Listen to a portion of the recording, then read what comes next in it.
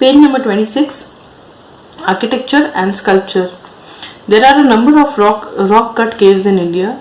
The tradition of rock cut caves originated in India in the 3rd century BCE.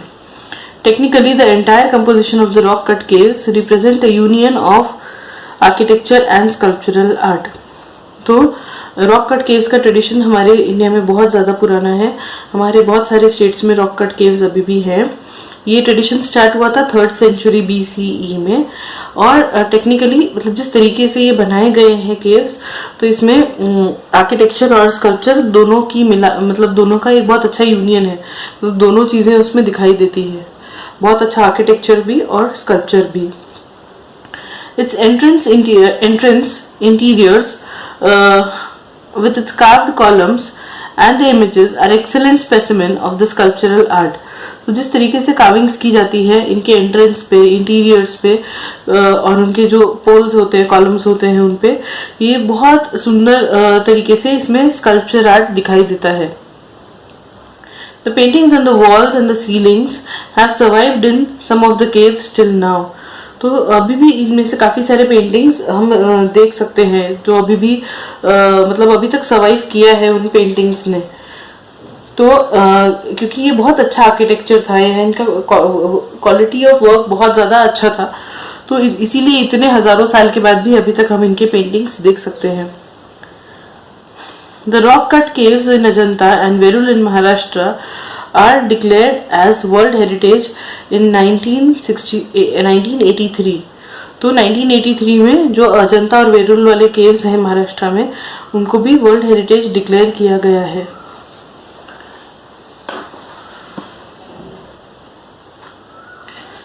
The temple architecture in India began to develop around 4th century CE during the Gupta's period.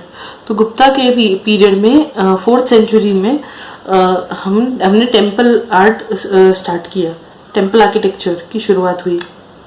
The temples built at the beginning of Gupta's period had only the sanctorum, मतलब गर्भगृह जो होता है मंदिर का, बस वही होता था पहले के टेम्पल्स में. And a veranda of 4 columns, और एक आसपास एक वरांडा होता था जिसमें 4 पोल्स लगे होते थे साइड्स में. The temple architecture in India has reached its peak by 8th century CE. तो 8th सेंचुरी CE में टेम्पल का आर्किटेक्चर जो था इसको मतलब ये अपने चरम सीमा पे, मतलब एकदम हाइट पे, पीक पे पहुंच गया. This is easily testified by the magnificent composition of the Kailash temple of Verul. तो by the medieval period various styles of temple architecture had developed in India. तो जो कैलाश टेम्पल है वेरुल में, उससे क्लियरली पता चलता है कि 8th सेंचुरी तक टेम्पल्स का स्टाइल अपने पीक पर पहुंच गया था. And by the medieval period temple architecture बहुत डेवलप भी हो गया था. The styles of the temple architecture are identified by the style of the tower, the shikhara. तो टावर को हम शिखारा बोलते हैं, shikhara. The Nagara style of North India and the Dravidian style of South India are the 2 principal styles of Indian temple architecture. तो 2 styles होते हैं, 2 main styles हैं India में टेम्पल आर्किटेक्चर के. एक है नागारा स्टाइल जो नॉर्थ इंडिया में फॉलो होता है, और एक है द्रविडियन स्टाइल, द्रविड स्टाइल जो साउथ इंडिया में फॉलो होता है. The blend of these 2 styles is known as Vesara style. The Bhumija style seen in Madhya Pradesh and Maharashtra has a close resemblance to the Nagara style from the structural viewpoint. तो हमारे अलग अलग देश के अलग अलग स्टेट्स में अलग अलग टाइप के स्टाइल्स फॉलो होते हैं टेम्पल्स को बनाने के. The Bhumija style series of miniature towers are arranged which becomes smaller towards the top. तो भूमिजा स्टाइल में क्या होता है कि बहुत सारे मिनिएचर्स क्रिएट किए जाते हैं जो नीचे में बड़े होते हैं और जैसे जैसे टावर ऊपर ऊपर जाता है तो वो छोटे छोटे छोटे होते जाते हैं. Hence, the tower appears to be continuously rising from the base of the temple to the top. तो उसको देख के ऐसा लगता है कि टेम्पल जो है वो ऊपर मतलब it is going on rising towards the top. In the medieval period, under the patronage of the Muslim sultanates, many style of architecture such as Persian, Central Asia, Arabic and pre-Islamic native Indian styles were blend together, creating the Islamic architecture in India. तो जो Mughals का time था, नहीं sorry, in the medieval period under patrons of Muslim sultanates, जो Muslim सुल्तानेट्स वाला जो time था जब सुल्तानों का राज था हमारे देश पे, वो टाइम पे जो इस्लामिक स्ट्रक्चर्स बनते थे तो उनका उसमें क्या होता था, पर्शियन, एशियन और Arabic style and pre Islamic native जो इंडियंस थे उनका स्टाइल डिपिक्ट होता था इस्लामिक आर्किटेक्चर में. Many beautiful buildings were created. Qutub Minar at Mehrauli in Delhi, ये जो है ये कुतुब मीनार का फोटो है और ये ताजमहल का. तो ये ऐसे बहुत ब्यूटीफुल आर्किटेक्चर्स वो उनके टाइम पे बनाए गए थे. Many beautiful buildings were created. तो Qutub Minar at Mehrauli near Delhi, Taj Mahal at Agra, Gol Gumbaz Bijapur in Karnataka are the world famous examples of the Islamic architecture in India. तो ये कुछ जो है वर्ल्ड फेमस एग्जाम्पल्स हैं इंडिया के इस्लामिक आर्किटेक्चर के. The construction of the building of Qutub Minar started during the reign of Qutubuddin Aibak. Qutubuddin Aibak के time पे मतलब 12th सेंचुरी में कुतुब मीनार को बनाना स्टार्ट किया गया था and was completed in the reign of Iltutmish 13th century में ये कंप्लीट हुआ था. Qutub Minar has the highest minaret in the world. It is 73 meters 240 feet in height. The Qutub Minar complex of the building has been declared as the World Heritage. कुतुब मीनार भी हमारा world heritage है. The Mughal Emperor Shahjahan built Taj Mahal in the memory of his queen Mumtaz Mahal. ये हम सब जानते हैं कि शाहजहां ने अपनी वाइफ मुमताज के लिए ये ताजमहल बनाया था. The Taj Mahal is looked up to as a paramount example of the beauty of Islamic architecture. तो जो इस्लामिक आर्किटेक्चर की ब्यूटी है वो हमको ताजमहल से पता चलती है. This world famous building has been declared as the World Heritage by UNESCO. तो ताजमहल को यूनेस्को ने वर्ल्ड हेरिटेज डिक्लेयर किया है. The Gol Gumbaz at Bijapur in Karnataka was build in the 17th century CE. ये है गोल गुम्बज. This grand building houses the burial of Muhammad Adil Shah of Bijapur. तो यहाँ पर मतलब आदिल शाह को दफनाया गया था बीजापुर में. Instead of inside the dome after which the building is named there is a round gallery. तो ठीक है मतलब क्योंकि वहाँ पे बीजापुर में मोहम्मद आदिल शाह को दफनाया गया था तो इसीलिए उनके नाम के ऊपर डोम रखा गया है, डोम का नाम रखा गया है. बट उसके अलावा एक वहाँ पे राउंड गैलरी भी है. Even slightest whisper a person standing in the gallery can be heard everywhere and it sometimes somebody claps from here, the echo can be heard many times. तो वहाँ पर वो एक स्पेशल तरीके से आर्किटेक्चर बनाया गया है कि जरा सी भी कोई आवाज करे वहाँ पर अंदर तो पूरे एरिया में सुनाई देता है. और अगर सपोज कोई वहाँ पे जाके अंदर ताली बजाए तो वो ताली हमको बहुत बार सुनाई आएगी. मतलब वहाँ का एको का सिस्टम वैसा है, उस तरीके से वो आर्किटेक्चर बनाया गया है, उसकी खासियत है. During the British period, a new architectural style arose in India. British के टाइम पे आर्किटेक्चर का एक नया स्टाइल स्टार्ट हुआ इंडिया में. It is known as Indo Gothic architectural style.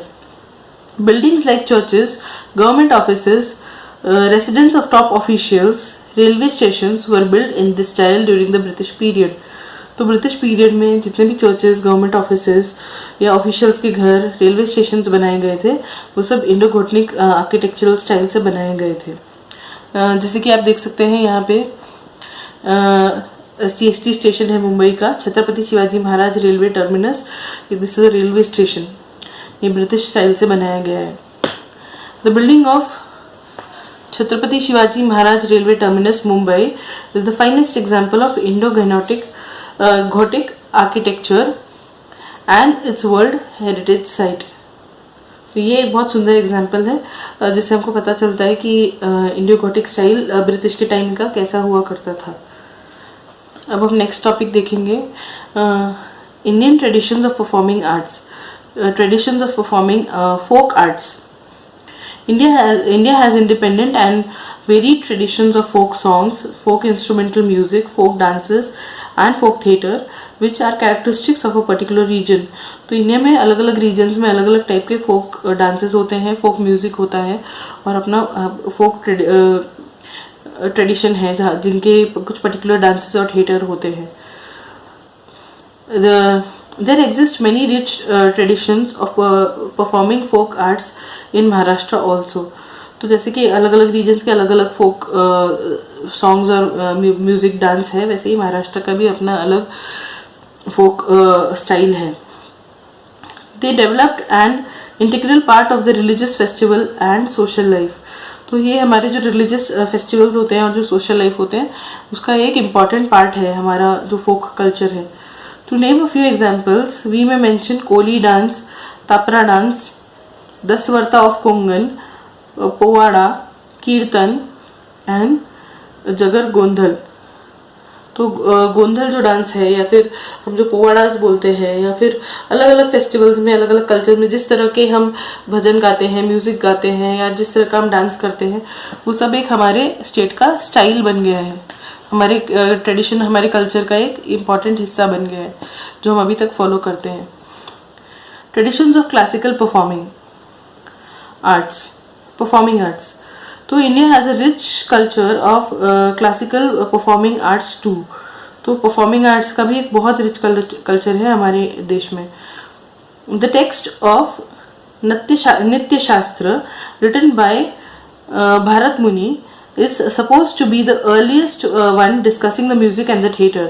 तो भारत मुनि ने नाट्य शास्त्र जो लिखा था वो सबसे पुराना चीज़ था, जो वो पहली बार ऐसा हुआ था कि म्यूजिक और थिएटर के बारे में किसी ने लिखा था। द 9 moods, द 9 रस होते हैं, 9 तरह के मूड्स होते हैं, रस होते हैं किसी भी परफॉर्मिंग आर्ट में। नवरस बोलते हैं हम हिंदी में उसको। Suppose to be the fundamental in the presentation of Indian performing arts. तो ये जो 9 रस होते हैं वो कौन कौन से रस होते हैं?